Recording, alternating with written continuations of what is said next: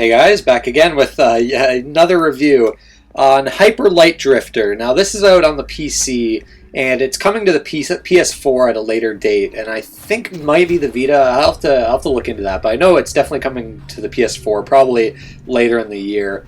And this is a game that I've always been interested in ever since I saw gameplay of it. This was a Kickstarter project. It made a ton of money on Kickstarter, and the visual style is immediately striking with this game.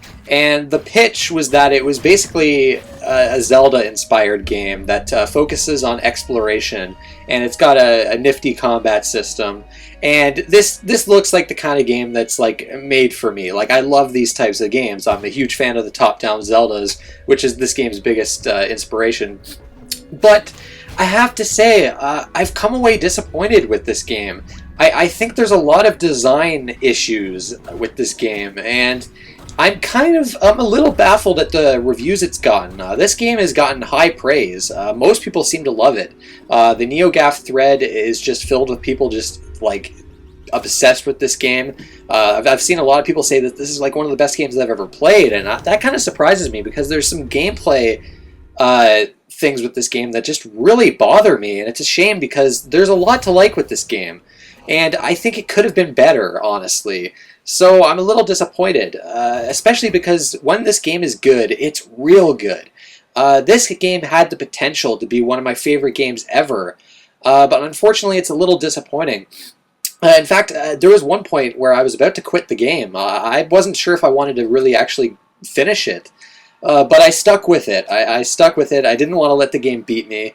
And I did get it. I did get it finished. It took me around 11 hours, so it's not a very long game. And when I talk about the gameplay, we'll talk about some of the issues I have with it. But we'll start with the story. And this game is similar to the Souls series in the sense that it doesn't really give you the story through a bunch of cutscenes. Like, there's not a bunch of exposition in this game. In fact, there is not a single line of dialogue in this game. It's completely dialogue-free, and in the beginning you get this little cutscene, and your character is, I guess, the Drifter, and he seems to have some sort of illness or something where he bleeds randomly, and it looks like this world has been like taken over by this like evil being. Now, okay, I actually don't know what the hell happened in this game. I'll be honest, I don't. It's one of those games where I think people have to really kind of like look into like the lore of it, because basically when you meet characters in this game, they'll tell you like these mini stories with pictographs. They're not going to actually have lines of dialogue, and it's like in some ways it adds to the mystery of the game and the game's sense of atmosphere. But at other times it's kind of annoying because I don't really know what happened in this game. I can't tell you guys the story here. And I can't say I was ever really engaged with it from a story perspective. You'll find like these tablets with like these alien languages on them, and I have no idea what they mean. And I guess a lot of people are, really trying to figure out what all this stuff means. And it's going to be one of those games a lot of people talk about in forums and things like that. It's similar to, I'd say, Fez. Now, I didn't play Fez, but from what I understand, that game's got a lot of cryptic stuff with its story, and I think this game is going for the same kind of thing, but honestly it's just kind of confusing to me, and I don't think it works really, like the decision they went with the story, with not really explicitly telling you things. Like the Souls series at least gives you some lore with the item descriptions and things like that. You'll meet characters and they will actually talk to you. In this game, everything is so alien and foreign that it's really hard to understand what the story is all about. So, yeah, I can't really say that the story is terrible because I really didn't understand it. But maybe I don't know if it's fair to really criticize the game. But I gotta say I wasn't really a fan of the way the game presents its story. I'll be honest. But moving on to the gameplay, this is where I think the game shines and falters. Basically, at its core, it's an exploration-based game with combat, where there's a certain flow to the game that takes a while to kind of understand, because again, the game doesn't explain things to you. It doesn't tell you where to go or anything like that, which I'm okay with. In the beginning, you kind of start in this hub town, and you can go north, west, south, and east. And eventually you'll figure out that each of these locations you've got to find 4 keys to get to a boss fight. And once you've killed the 4 bosses in each area, you'll unlock the final boss in the middle of town. And there's an extra 4 keys you can find in each place to give you kind of hidden upgrades and things like that. I think you can find suits. I didn't find any of them because, we'll get to that, it was kind of annoying to do finding some of the secrets in this game. But that's generally the flow of the game. When I was playing it, I wasn't thinking of the E series, but I've heard a few people compare it to the E series, and I think that's pretty dead on. I think it's actually a combination of Zelda, like top-down Zelda games, and then the E series.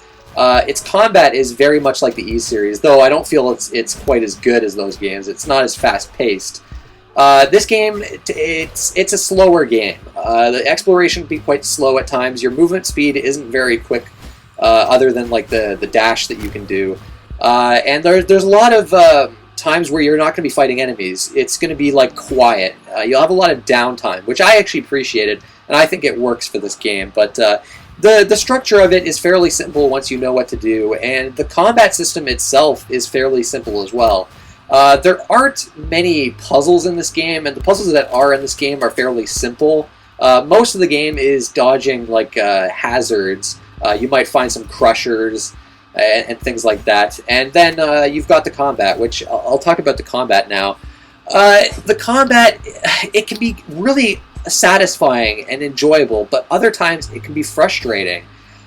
This game runs in 30 FPS, and I really wish this game ran at 60, because I think with a greater sense of speed, this game would be more fun to play. I always felt like this game had this kind of slow, delayed feel. And there are animation priorities you have to keep track of, because your attacks can be canceled. If you're attacking an enemy and mashing the buttons, right, and you're doing your combo, there's only basically one combo with your sword. If an enemy attacks you in the middle of your combo, you'll get stun locked, and you'll lose a lot of health. So the combat in this game is very timing based, where you got to go in when the time is right with these enemies. You got to learn their patterns. Slash them a few times, and then back off, either with running away from attacks or using your dodge. And your dodge wastes stamina, but you have a lot of stamina, and this is a key move that you have in this game, where a lot of attacks you're going to have to dodge with this dash. And it can be very satisfying learning enemies' patterns, especially the bosses, which I'll talk about those later. But when you do actually learn these enemies' patterns, and you kind of back out and go in and rush in and kill them, it can be quite satisfying. But this game's encounters are pretty annoying at times. I think the actual level design in this game is fairly inconsistent. You'll have times where it's just fun, where you'll go room to room, and the hazards that you'll come across are just enjoyable. But there's other times where the game will throw like so many enemies at you, so many projectiles at you, and it's like it's really hard to dodge everything with the slow speed of the game. The crushers, like I mentioned before, are used quite often, and they're annoying. And the timing on your dodge is very strict. And with a lot of these levels, there's some platforming elements where you'll have to dash over gaps. And you'll get an upgrade later in the game that lets you kind of dash multiple times in a row. But the timing on that, it's called the chain dash, is so strict that these platforming segments are a pain in the ass. And there's some gaps that look like you're able to get over them with a dash, but it just won't work. And then you'll notice another gap that will look the exact same, but you'll be able to get over that one, no problem. So it's very inconsistent in that way.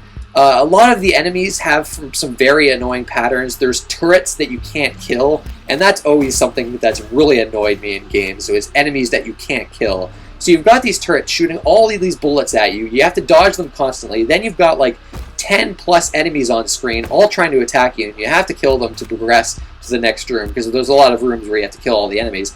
And it can be frustrating. And I'll say right now, this game is very difficult. This game's brutal. And the checkpoint system is really a problem with this game, I find. Sometimes it's okay, where they'll give you like a checkpoint every room, and you'll notice that symbol in the top, at the bottom right to let you know that the game's saving. So sometimes they'll give you a save point after each room, and each room is very difficult. You don't have much health to start with. You have 5 health. Enemies do a pretty good amount of damage, and their attacks, they're very aggressive with their attacks. So you always got to be careful. But there's some checkpoints that they won't give you a checkpoint, like 4 or 5 rooms, and you won't get a checkpoint. And these rooms are brutal, and it's awful. And one of the other big problems is this game's health system, where if you get to a checkpoint and you only have 1 health and no med packs left, you'll find med packs in the environment that you can use to recover all your health. You'll start at that checkpoint every time you die with 1 health. So you're going to have to backtrack and explore to get some health packs if you just can't get past certain sections. And there's some sections that, like, in my opinion, just aren't possible with 1 health. And another problem is the way enemies respawn. It's so inconsistent. Sometimes you'll clear a bunch of rooms, kill all the enemies, it will save, and those enemies will be gone forever. But other times you'll clear a bunch of rooms, and then you'll come back to backtrack through these environments to find other secrets, and the enemies will be back again. Like, sometimes they'll respawn, sometimes they won't. There's no rhyme or reason to it, and it's really frustrating, and it really hampers the game's sense of exploration. So yeah, there's a lot of traps that are annoying as well. It's like sometimes the level design is quite good, and sometimes it's just really irritating. And the checkpoint system and the health system and the way they interact is it's just not fun. In fact, you have to cheese the checkpoint system in a lot of spots, where what you can do is, if you're in a particularly tough room and there's a bunch of enemies, you can kill a bunch of them, leave half of them, and go back to the last save point, because there's certain spots that it will always save your game. So then you can save it so that all the enemies you killed are killed for good when you die. So you'll come back to life and they'll be dead for good, unless you want to come back to that area later where they might have respawned. But yeah, I'm not a fan of the way checkpointing and saving in this game works. And the health system, I think, is just, I don't know how it made it in the game. The fact that you can have 1 health and you don't get your health back when you die at these checkpoints. The med packs too, when you use the med packs, it will heal your full health, but it takes a while to use it. And if an enemy attacks you in the middle of using your health potion, you're not going to heal anything. It's not going to do anything, and you waste the healing potion, which that's annoying too. The exploration can be quite thrilling. These environments kind of have interconnecting paths and shortcuts, similar to Dark Souls, and that's always satisfying. But some of the secrets are hidden in such ridiculous areas, and a lot of this has to do with the actual environments, where there's a lot of secrets where you'll have to actually walk past a wall, and there's no indication what walls that you can walk past or what you can't. Like, sometimes there'll be like an open space where you can tell, oh, I can probably walk through that. But there's a lot of secrets in this game where you just have to walk through every wall, trying every wall, trial and error, with like this trial and error process, hoping that you'll find a secret. And some of the keys you need to unlock to fight the bosses are actually hidden in these obscure areas like that, where you have to walk through walls. And there's so much of the secrets are this kind of thing, where you have to walk through a wall. It's really frustrating. There's basically other chip upgrades you can find throughout the environments too, where if you get 12 of them, you can get a new upgrade at a shop in town. And the upgrade system is another one of my big issues with this game. I feel like a lot of the moves that you get from the upgrade shop are so essential that they really should give you them at the beginning of the game. Where basically you can get health upgrades to give you an extra med pack, you can get a grenade, which is extremely useful, and I would have definitely given you that at the beginning, but still have upgrades so that you can get multiple grenades, with these chips. But so that's one move that I find is an essential move, is the grenade that you don't get in the beginning. You just get your basic sword combos and your dash in the beginning. That's it. Your moveset is very limited in the beginning, and the early game is rough because of this. There's the chain dash, like I mentioned before, where you can dash multiple times. That's an upgrade that you have to get, which is bullshit. Like, honestly, that should be given to you right in the beginning. There's the deflect attack with your sword, where you can deflect bullets with your sword. This move is essential. Like, without it, like, the game's almost impossible. Like, there's so many of these upgrades that just seem so essential and useful that I really wouldn't have locked them behind this upgrade system, where it takes a long time to get chips in this game. Getting 12 chips to get one upgrade takes a long time. It will take a while before you can get your first upgrade, and you might make a mistake and choose one of the terrible upgrades, and you're going to have a really bad time. It's going to be a very frustrating game.